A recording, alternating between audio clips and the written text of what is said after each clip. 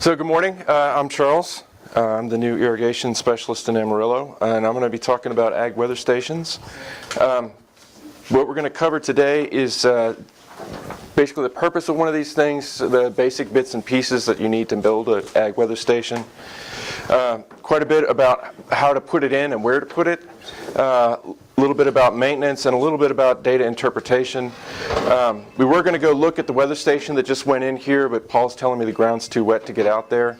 So I've got a few pictures of it. We'll just look at that instead. A couple of things that I'm not going to cover today. Things about micrometeorology and psychrometrics. Those are two sort of standard textbook things that show up in weather station courses, but they're pretty much out of scope for what I want to talk about today. Also, climate and forecast stuff. Climate is what you expect, but weather is what you get, and this is all about weather. So I'm not going to talk about climate at all. And we're going to do a session on irrigation scheduling, and that's where I'm going to talk about what you actually do with all this data. So we're going to look at a little bit of the data, but actually using it is a whole other topic that's in the irrigation scheduling. So the history. These weather stations have been around for a really long time. These are some photos of a weather station from a naval station out in the Pacific in the 1940s. And I think this is actually where the term weather station came from, because these were considered meteorology stations. You could actually walk inside the station. I mention that because these, even though we're going to be talking about newer automated weather stations, the basic design hasn't really changed much. This is a schematic wiring diagram from a station about the same era. This one's from 41 also. And the same basic sensors are in the stations that we use today. The only real difference is the addition of a solar radiation sensor. And that's the one that really changed the game for making these weather stations useful for irrigation. So why would you want one of these things? Well, what in agriculture is not affected by the weather? Right? Pretty much everything. So a weather station can be useful in telling you what actually happened on your farm and give you the ability to actually put a number on it. Now, over the past 5 to 10 years or so, these weather stations have actually become pretty affordable. Before that, a good weather station would cost you $10,000, maybe $15,000. Now you can get one for about $3,000 to $5,000. And owning one is pretty practical now. You don't have to go out there and lug a data transfer device out to the weather station to get your data out of it. You can get it online. You can get it on your cell phone. Besides irrigation management, there are some other reasons why you would want to get a weather station. Frost control. If you're using irrigation to manage frost damage, having a weather station out in the field will give you a heads up on when you need to turn the water on.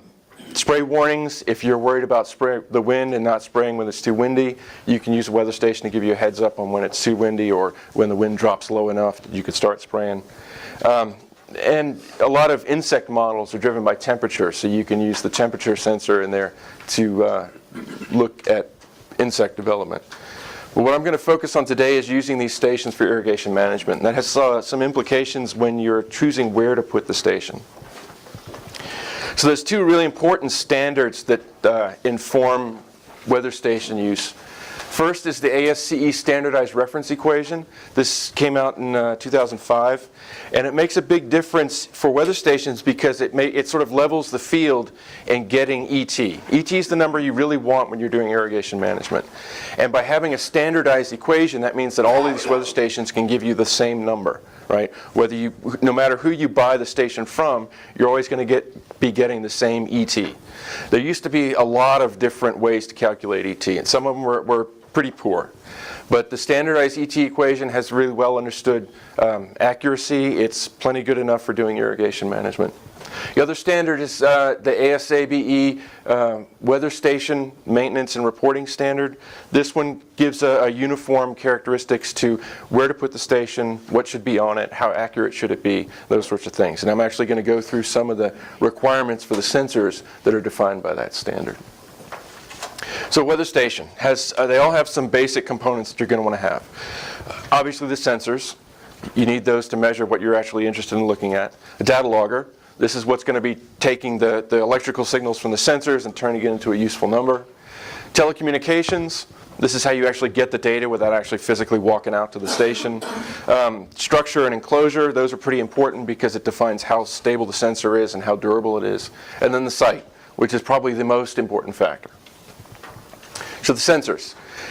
To have an ET weather station, you need those 5 sensors. You need a wind and anemometer, you need air temperature, you need relative humidity, solar radiation, and precipitation. So I'm going to talk about the different characteristics of each one of those sensors. In the notes pages, there should be a bit more detail about accuracy requirements. I'm just going to go over these pretty fast because most of that's just numbers that you'll need to look up later on. So first off, temperature. Temperature sensors are almost always in one of these white cans. That's a radiation shield. You don't want to have the temperature sensor exposed to direct sunlight because that's going to screw up your temperature readings. It's going to get hot from the sun, and so you'll be reading something other than air temperature. So what this does is it shields it from the sun, but it lets air pass through uniformly. Obviously, it's measured in Fahrenheit. For the sensor height, you want to have it at 5 to 10 feet. In the standard, all of these things are measured in metric units. I've converted them to English and rounded them a little bit so they won't be exactly the same as the metric. For the sampling interval, it should be sampled less than 60 seconds, and those readings are going to be averaged. So the reported value from the sensor is going to be the average of several readings within that 60-second window. And the typical accuracy that you should expect is between 0.5 to 2.5 degrees Celsius. Relative humidity. The RH and the temperature sensors are always co-located. They're always inside that radiation shield. So relative humidity sensors come in a couple different flavors, but the one that's most common and is included in almost all ag weather stations is basically a little porous substrate that absorbs moisture from the air. And there's a pair of electrodes in there that are measuring either the resistance or the capacitance of the substrate. So that obviously is going to be installed at the same height as the temperature sensor. It's sampled at the same interval, and it has a range of 10 to about 100% relative humidity. So it doesn't go down to 0. So if you get a reading of 0, that tells you that something's wrong. And your accuracy is plus or minus 5% of the whole reading. Wind. There's 2 basic types. This one is the most common. A cup anemometer. They almost always have a vane on them to tell you direction. So all these sensors, or almost all these sensors, will give you both speed and direction. It's almost always measured in miles per hour, although a lot of the newer sensors will report meters per second by default. The height depends on the standard. I'll get into that a little bit later when we talk about sighting, but there's a difference between those 2 standards that I mentioned on how high you should put the sensor. But basically the difference is about a meter, right? The difference doesn't matter that much, and in the station that we put out here, I asked them to put it at 2 meters because we're using it for ET. Sampling interval is 10 seconds, so there might be several readings taken within 10 seconds, but it's going to report the average over those 10 seconds. There's also a very specific way that the data logger is supposed to process that data. We'll talk about that later. And when we look at the data, we'll see why it's actually pretty important. One other thing. The ASABE standard, all these typical accuracy numbers that I'm giving you are based on the standard. The standard doesn't report typical accuracy for weather measurement. Now the manufacturers will report, I think in the notes it says 2% of the whole reading, but there's a little bit of this debate over how accurate these things really are and what exactly it is you're measuring. One other thing, that's a sonic anemometer. It works in a very different way. It's using basically sound to figure out how fast the wind is going. And those measure both velocity and direction. They also tend to be a lot more expensive. Looking at prices for those, they're around $1,000. I haven't seen anything cheaper than that. That's why they're not very common. Precipitation. Probably the most common one is the tipping bucket. Right, so there's a little bucket inside there, and it fills up with water and it flips over. The other side fills up with water and it flips over again. Each time it flips, the data logger registers a pulse, and then it adds up those pulses, and that tells it how much water is falling. There's a couple other types. A weighing is basically a bucket on a load cell, and it weighs how much water is inside the bucket. And then a piezoelectric. These are pretty new.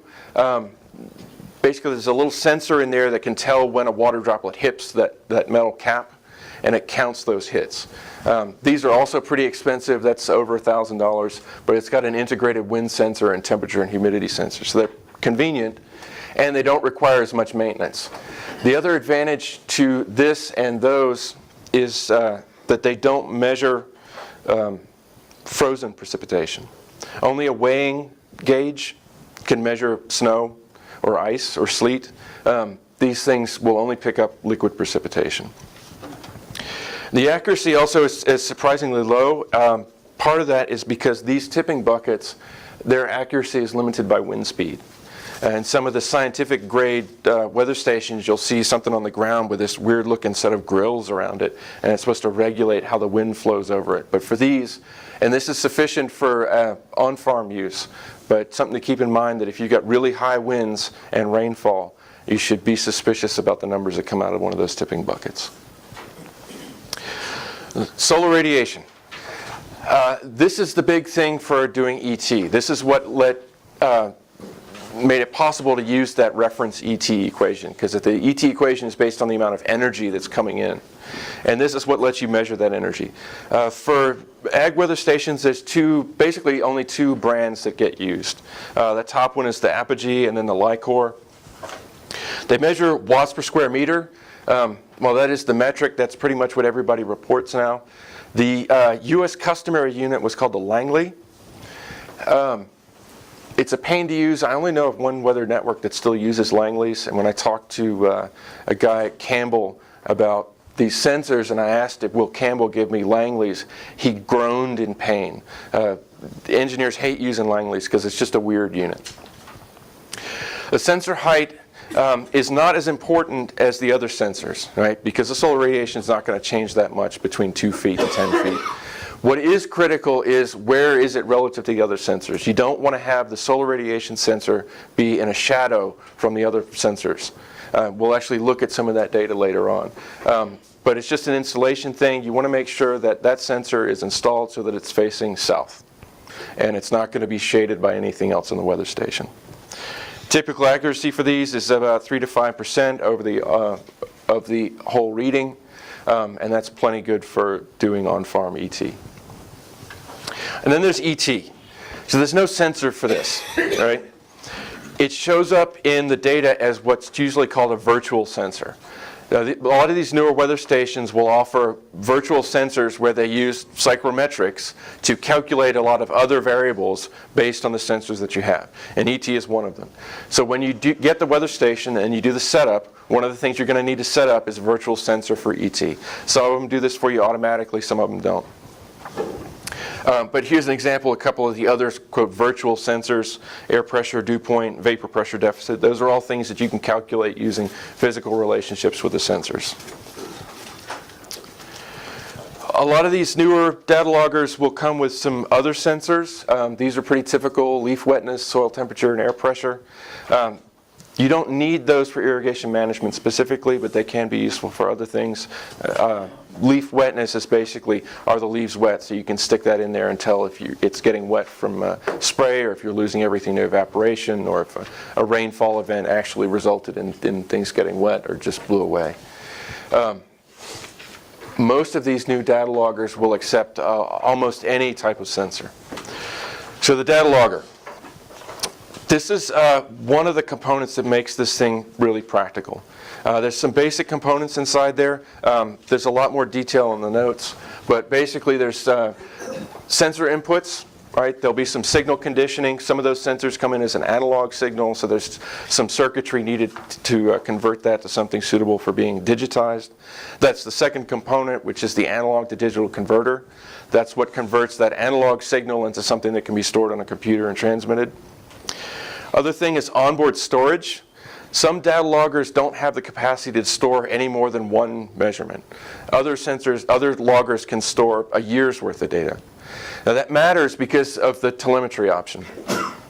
If you lose communication and you've only got the capacity to store one measurement, you're going to lose a bunch of data. So when you're looking at a weather station and you're thinking about what kind of telecommunications you're going to use, that's a big factor. If you're using a system that might lose its connection, you want to make sure you get a data logger with plenty of onboard storage. Another factor is other sensors. A lot of these newer weather stations, you can plug a soil moisture sensor into them. You can plug a, other soil temperature sensors. You can plug a pressure gauge that you can hook up to your irrigation system. Some of them even have control outputs, so you can use this thing to turn a pump on and off. They have a lot of functionality that isn't relevant for irrigation management, but can end up being really useful in the long run. So communication. You got a couple options here. Probably the most practical is going to be cellular. If you've got good coverage and you've got data coverage in your location, this is probably the easiest thing to do. You'll have to get a data plan. The data load for these things is not very high, so you can get probably the cheapest data plan out there. You have some other options if cellular is not going to work. There are 900 megahertz radio and this 802.11. This is basically the same wireless that you use in your computer. If you get that, you've got to have a receiver somewhere. Right? Usually that receiver is going to be plugged into a computer that you've got in the office, but it's basically constantly transmitting data. This is one situation where if you have a logger already, but it doesn't have any onboard storage, you're going to want this, or you're going to want a permanently wired solution. So that allows you to make sure you're always getting the data. You're not going to lose anything if the cell service goes out. So the wired solutions, this is the old school way of doing it. Two common ways. One's a serial port, also called an RS-232. So if you look at the spec sheet and you see the logger has RS-232, that's the old style serial port. Most newer computers do not have a serial port, so you're going to need a serial to USB converter. But a lot of the newer loggers will have a USB port. The one that is out here actually has an audio jack. So it's the same audio jack that you plug into your cell phone. But it's basically RS-232. It's just a different connection. If you're really in a hard way and there's wireless and cell doesn't work, sat phones are still an option. Those are expensive. You pay literally by the byte to get that data out. When I started doing this in Oregon, that was the only option we had. There was no cell coverage in some of those remote areas. And the weather stations are too far away to use radio, so the sat phone was the only option. A lot of the data logger manufacturers aren't offering that as an option anymore. I know Micrometer, since they bought a weather station company called Automata, so it's Micrometer now, but they still offer a sat phone option.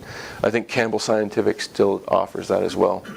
But it's expensive and it's slow, and if you're in a really remote location, that's going to be your only option. A couple other things to consider, power requirements. A lot of the older stations used a lot of power, right? So they either had to have permanently wired power or they had to have a big solar array. The newer data loggers and sensors require a lot less power, so you can use a much smaller solar panel. That makes it a little bit more practical. It makes it a little bit easier to install if you're in a high wind area. In fact, the data logger that's out here has a solar option. The solar cell's really only about that big. Data access. This is the most practical consideration. How are you going to get that data out? Almost all of the weather station manufacturers offer some sort of online data service. So once you get the telemetry figured out, you can go to a website somewhere and look at that data on your phone or on your computer or however you want to do it. The older wired solutions or non-wired at all, where they just had onboard storage, you actually had to physically walk out there. So that's what I mean by sneaker net. It's basically a thumb drive and some good shoes. That's the last resort because it's really impractical. So again, power. Older models had this big solar panel. This one is using a sat phone. That's why it's got that big solar panel on it. The sat phones use a lot of power. If it's going to be solar powered, it's got to have some sort of secondary battery in there. The one that's out here just uses regular AA batteries. They're supposed to last about a year, but that depends on how often you're communicating with it. These bigger stations are going to have a big lead acid battery, like a motorcycle battery or even a car battery. If you get one of those, you've got to store that battery in a secondary enclosure. If something goes wrong with that battery and it starts leaking, it'll destroy everything in the electronics. So you've got to keep that in a secondary box. And also, all of these stations need to have good grounding. If they're the only thing out there that's 2 meters tall, eventually they're going to get hit by lightning and it'll fry everything. A lot of the newer, smaller boxes don't have a lightning arrestor. They don't really need it, but the bigger, older ones will. So the last practical thing is the hardware. How do you install it? There's a lot of different options. Tripod or a 3-point connection is going to be the most stable option. It's a little bit more complicated to get set up. If you've got a really rigid pole or a strong post, that can be okay. Guide tires are also good. That's if you have a really, really tall weather station, you'll have guy wires hooked up to it. Do not hook it to a telephone pole. That's going to screw up your wind and rain readings. Don't hook it onto a fence post if it's real low, even if you can get the sensors up high. Also, you want to make sure that whatever you hook it to doesn't twist in the wind or shake.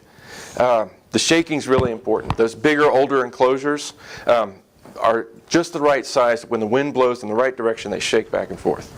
Right? So I talked about that tipping bucket. It's got a little bucket that flips back and forth. So if it shakes in the right direction, it's going to shake that tipping bucket back and forth.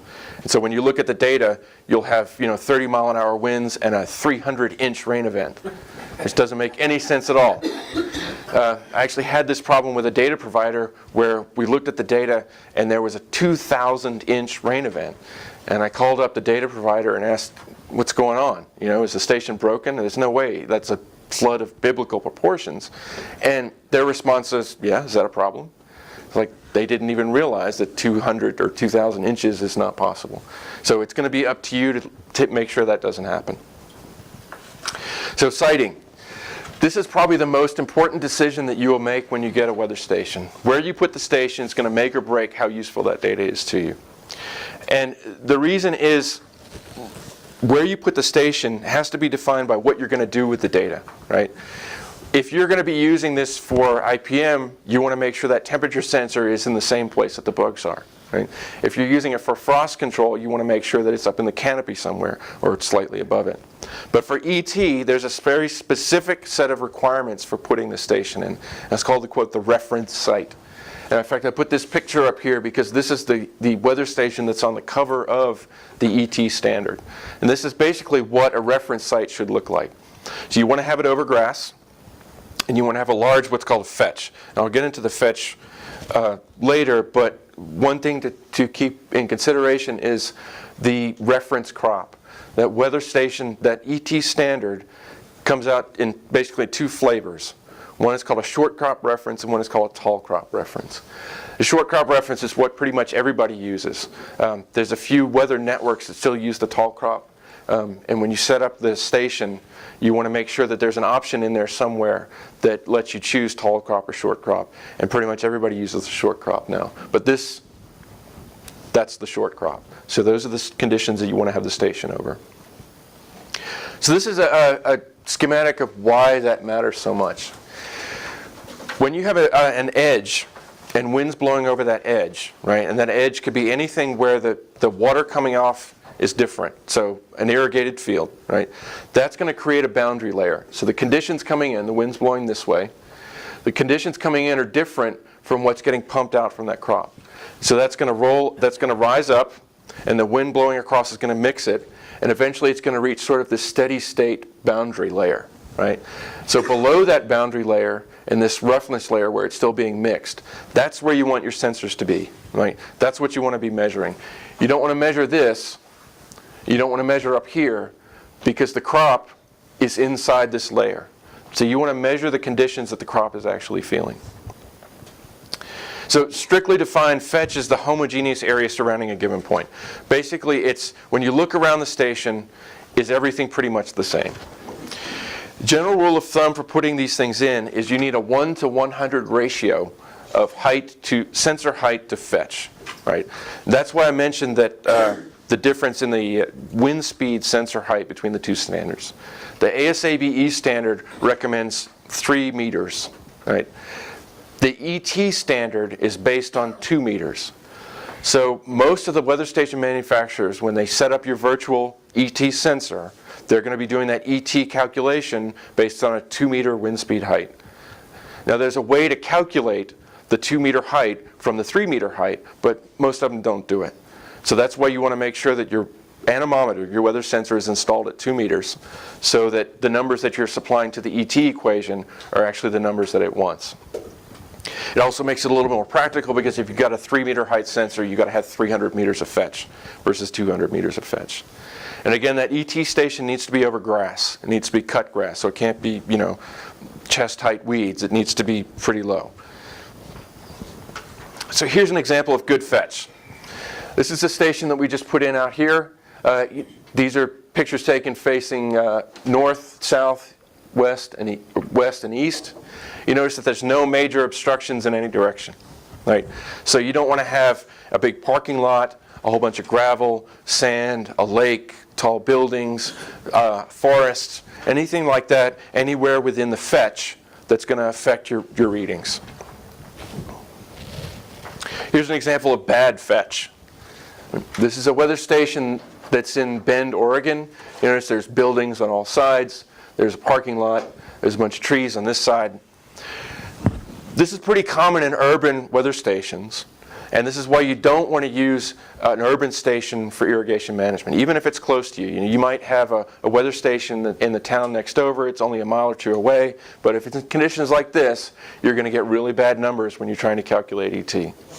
So if you're not going to use your own weather station, if you're going to use a public network, make sure you check out the conditions that station's in. Because if it's in conditions like this, you're going to get really bad ET numbers. Don't use this weather station. This is pretty common. A lot of people want to have a weather station. They'll put it in a place that's convenient. If you're getting weather data off the internet from NOAA or some other provider, you may not know where that data is coming from. It could be this. You will get radically high ET if you use that weather station because that station's sensing something that's not humid, it's very dry, it's very hot. So you're going to be dumping water on when you don't really need it, and it's because you're getting bad numbers from that station. I've seen other folks that put their weather station on top of the barn because that's a convenient place to put it. That will mess it up just as bad. You want to have it in those reference conditions because that's what the ET equation expects. And if you want to get good results for irrigation management, you've got to have it in the right conditions. So a couple just general guidelines. If you're going to put one of these things in, again, put it over grass. You've got to make sure that grass stays mowed. It doesn't have to look perfect like a nice golf course. It just has to get not way up this high. You keep it down low. Avoid big changes in elevation. So if you're in a hilly area, you don't want to have it in a gully or up at the top of the hill. Those are basically microclimates. So if you've got a little draw, you don't want to put the weather station in the draw. You don't want to put it near a stream or on the side of a lake or anything where the weather or what you sense in that little area is different from what the crop is sensing. And again, avoid big areas where there's no ET happening. Or if there's a pond where you've got free water surface ET, which is very different. One other thing, you want to have it near the field but not in the field. Right? That's mainly for practical considerations, but if you've got it in the field, you're going to get slightly more humid conditions, which is not what that reference ET equation is expecting. So you want to have it pretty close, but not right in the field. And lastly, don't let the sensors affect each other.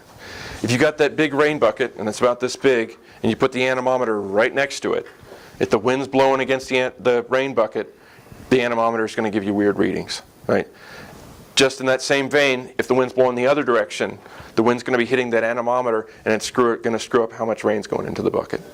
Same thing for the solar radiation sensor. You're going to make sure it's not in the shade by the mast or the rain gauge or the anemometer or anything like that. The air temperature sensor, you got to have it at the right height. Make sure it's not blocked by the wind. It's a little bit less sensitive. But the rain and the anemometer are the two big ones. A couple other siting considerations. How easy is it to get to this thing? You don't want to put it in a place where it's impossible to reach. I don't know why cows think that a weather station would taste good, but they all seem to want to find out if it does or not, and that will screw up everything.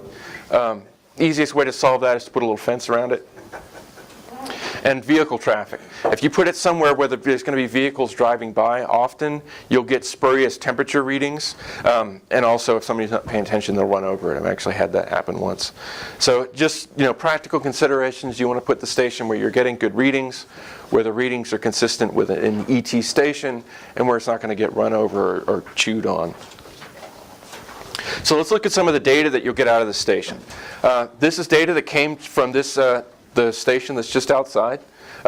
We're getting this from the software that came with the station. So this came from Decagon. This is their desktop application. They plot it all on one big page, and you can zoom in and different things like that.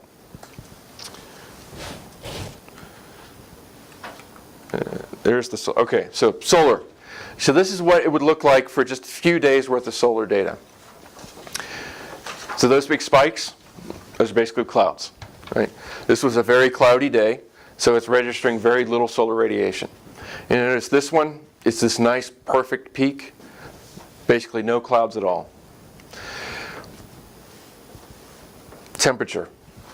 Notice there's this nice diurnal pattern, except for this day where it was very cloudy. It was basically low temperature all day. But this is what you want to look for when you check the weather. When you check your weather data, you want to make sure you've got that nice diurnal pattern, and then it makes sense, right? If it was a cloudy, rainy day, and you see this, it's really hot. You know something's going on with the temperature sensor. Same thing with relative humidity. It has a diurnal cycle, so it's different day and night. It'll be a little different than temperature. It won't vary the same way, but it's the same basic pattern. And the wind. This one's pretty important. I mentioned that ASAPE standard has a very specific way that you're supposed to do the wind calculations. And the weather station software, whether it's the website or the thing you're running on the desktop, should be doing this to process the data. I've shown two different sets of wind data here. This dashed line is what's called gusts. That's one processing option that should be available, is can you get the wind gust, right? Then there's the sustained wind. Notice that it's always less. That weather anemometer is very sensitive, so every time there's a gust of wind, it's going to pick that up.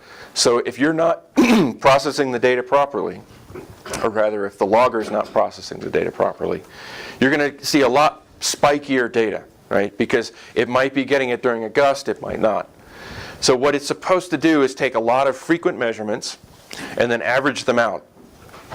And that's what this wind gust and wind sustained measurements are. That's important not only for getting good average wind readings for when you're spraying, but also the ET equation expects this average data. If you gave it the gust data, or if you gave it unprocessed data, it would have higher wind speed, so it's going to kick out higher ET, higher than what you actually are experiencing. And precip and ET. Precip and ET are almost always shown as spikes or bar charts. They should be summed over the whole day. ET should show up every day. Precip should only show up on the days that it happens. Some stations will take out these really tiny events. There may be an option in there to say, rainfall below a certain level is non-effective, and so it won't show you that rainfall, and it won't feed it into any scheduling software.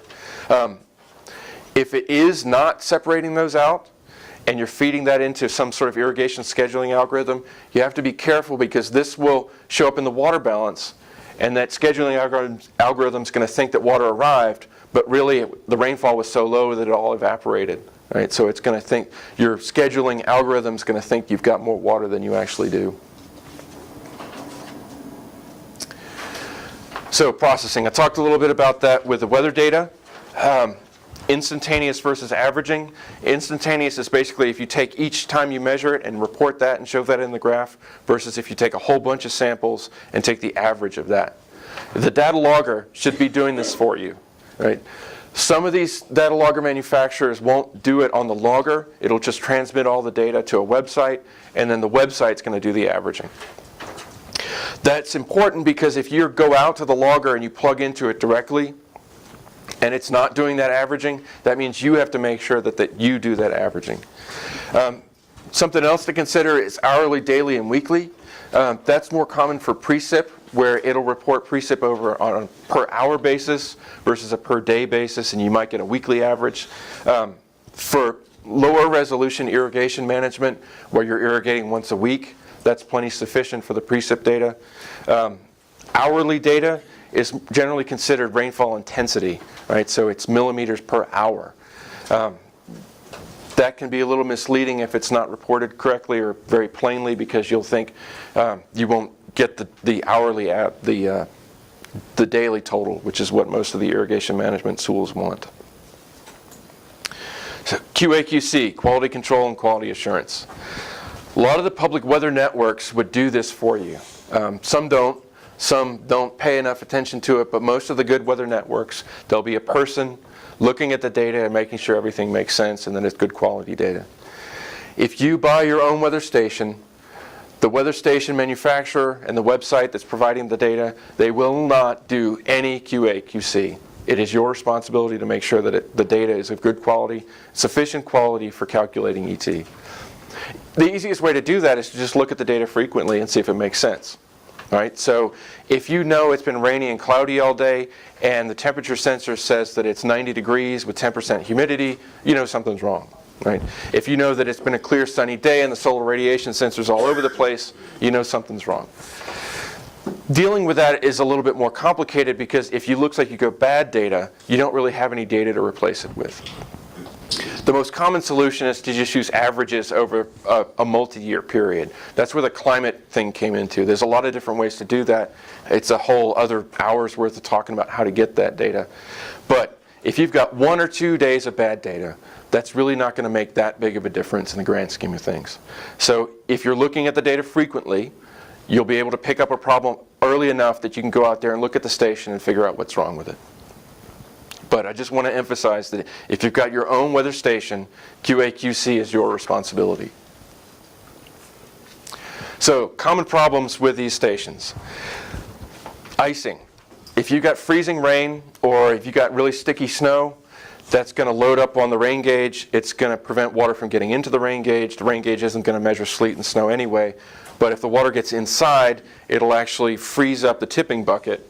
And then since that bucket's basically a nice insulator, it's going to take a while for that to thaw out. So even maybe the ice on the outside's thawed out, that tipping bucket's still frozen up. Icing on the radiation sensor, it can actually get bad enough that it'll form a nice ice shell over the radiation sensor, and so you won't be reading anything meaningful. And if it actually gets in there on the temperature sensor itself, it'll cause a delay in the temperature reading. So the temperature might go up from freezing, but you won't see it till basically the whole thing melts.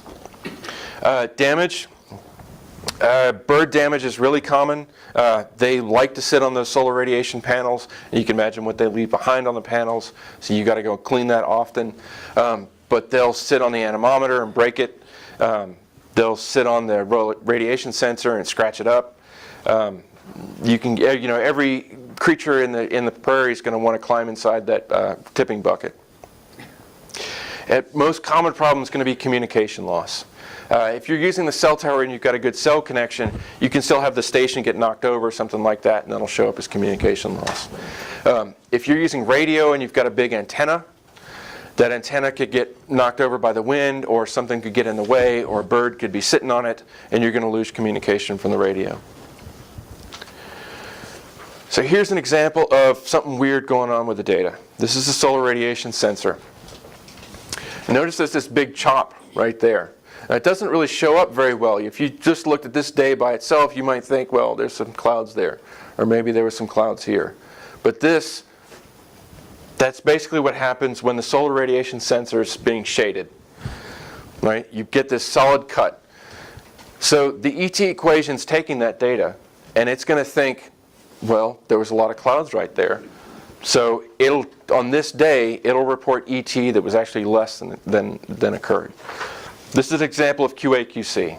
This is particularly in the setup process, but you can have the same thing. If a tree finally gets big enough to shade the station, at certain times of the day, you'll see some weird things going on with the radiation sensor. And maintenance. This is also defined in the ASABE standard. You want to check the station on a regular basis. Here's an example of why. Spiders like to build webs in pretty much anything. They will build them in the anemometer. They'll build them inside the rain gauge. They'll build them on top of the solar sensor. They'll build them inside the radiation shield. A lot of these rain gauges and radiation shields will have a little grill over them that prevents creatures from getting inside there. The problem is that corn pollen will build up on that grill and clog it. So you've got to check the weather station often to make sure that nothing's going on wrong with it. Other issue is calibration.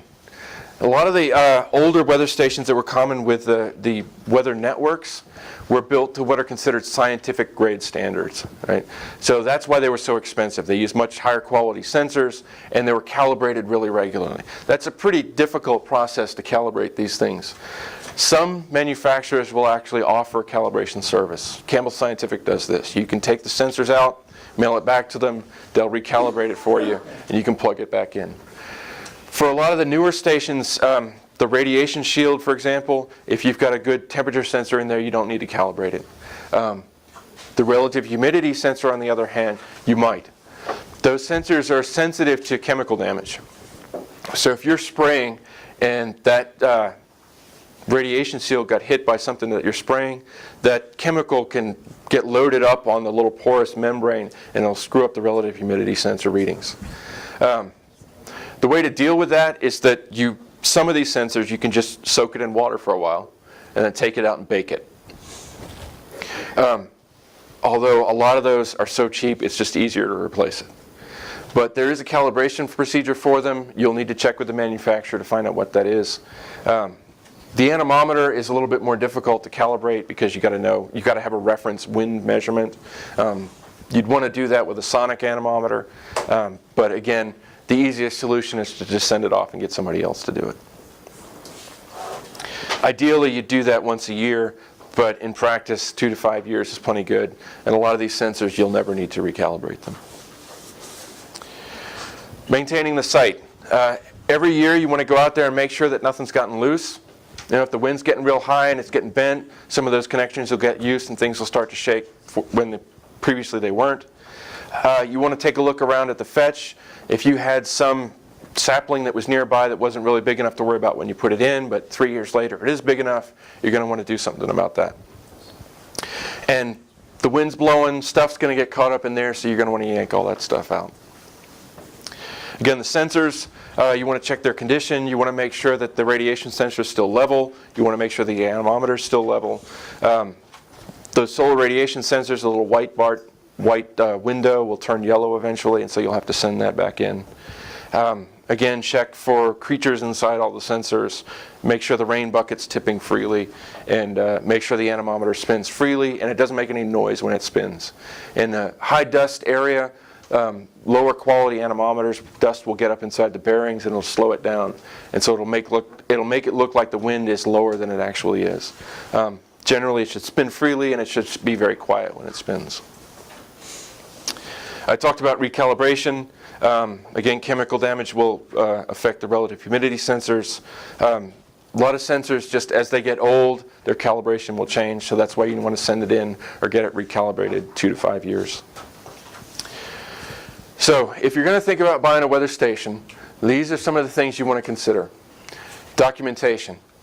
Some manufacturers will not ship any documentation at all. Some of them will ship great documentation. Campbell Scientific gives you more information than you could ever want or need.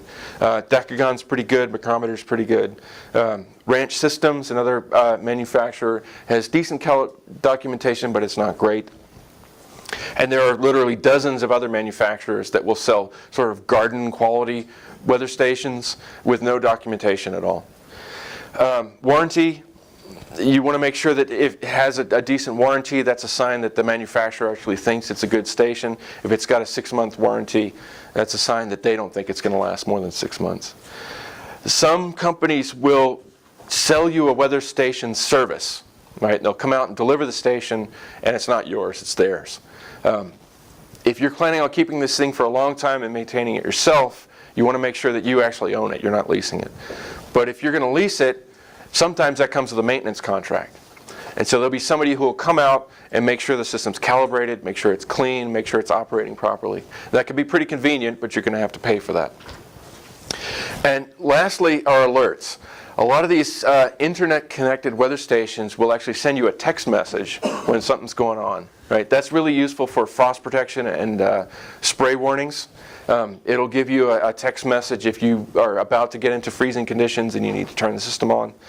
But it can also be useful if something's going on with the data, right? So if all of a sudden it's getting weird, negative 50 temperature readings, it'll send you a text message that something's gone wrong. Or if the anemometer breaks off and the logger detects that, it'll send you a text message that you need to get out there. That can be a really useful thing for internet-connected stations. So at this point, we were going to go outside and look at the weather station. Obviously, we can't get out there. A lot of these pictures that I showed you, in fact, I can go back and we can pretend we're looking at it. That's the weather station. It should be still right there. This is when we were getting it configured. But it's a decagon station. It's got a cell modem. That's the little box right there. It runs on 4 or 6 AAA, AA, 5 AA batteries. If you're reporting once an hour, those are supposed to last for a whole, quote, season, so 4 or 5 months, I think. If you're getting readings once a minute, those batteries are going to go down a lot faster. It's got a tipping bucket, anemometer, and a rain sensor. It's got the apogee radiation sensor on it.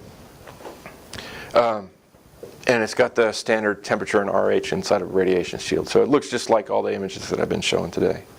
One other note, the notes that you've got don't have a lot of these pictures in them. Most of these pictures are just to keep this presentation from being incredibly dull.